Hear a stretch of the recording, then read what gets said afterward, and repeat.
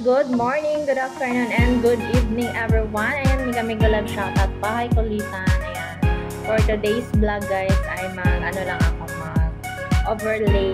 Ayan, mag-ano lang ako guys kasi gusto ko lang ipagmamalaki, gusto ko lang i-greet, gusto ko lang i-congratulation ang tatlo kong pamangkin na nakapagtapos na ng kanilang kolehiyo. Ayan, so emotional kasi kahit sa hirap ng buhay, ayan, financially, nakayanan nila. Yung tita nila, hindi ba masyadong nakatulong kasi nga, wala pang masyadong, pero financially ay allowance, ayan, nakapag-ambag sa kanilang pag-aaral.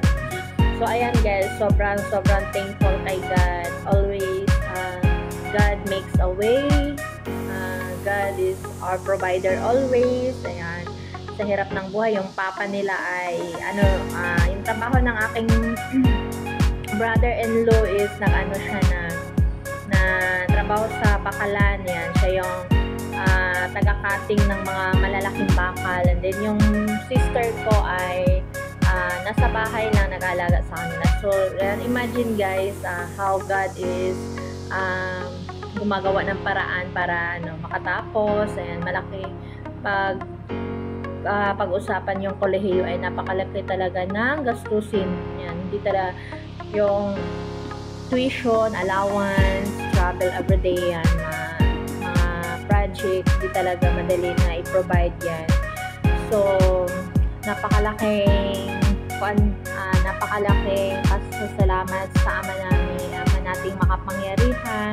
Ayan, basta hindi lang tayo susuko guys. Ayan, maabot talaga ng ating mga anak yung mga nila. Basta gustuhin at lagi natin silang advice na wala tayong ibang maibibigay na kayamanan sa kanila kundi yung pag-aaral nila, makatapos sila.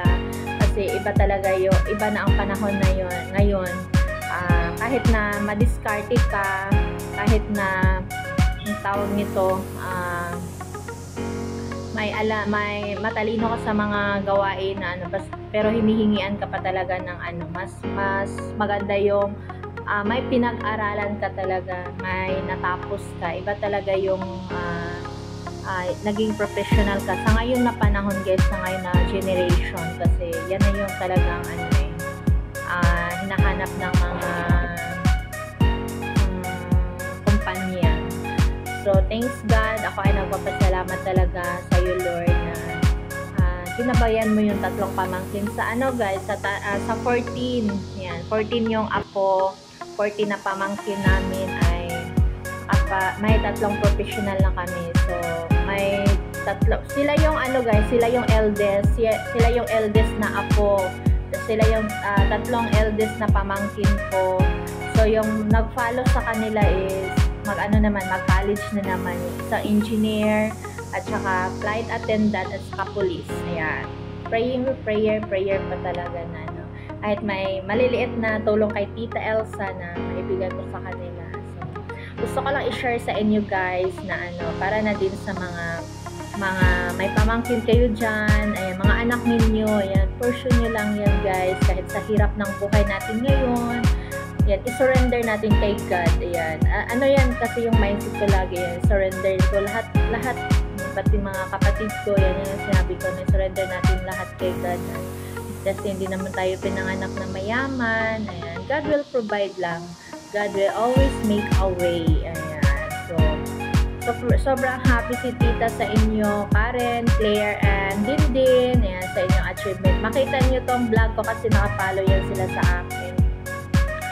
Tita Elsa ay napaka-happy sa inyong achievement. Ayan, sila na yung tumutulong sa kanilang mama ngayon guys. Ayan, napaka-happy kasi yun. Nag-video call kami ng kanyang mama na sabi niya nga na, "Mama, grocery tayo, ganyan. Lahat ng mga needs nila sa bahay, sila na kasi may work na silang tatlo agad. Kasi puro sila matatalino na din sila, na hire agad. Yung eldest ay nasa siya yung Silvio, siya parang manager sa call center.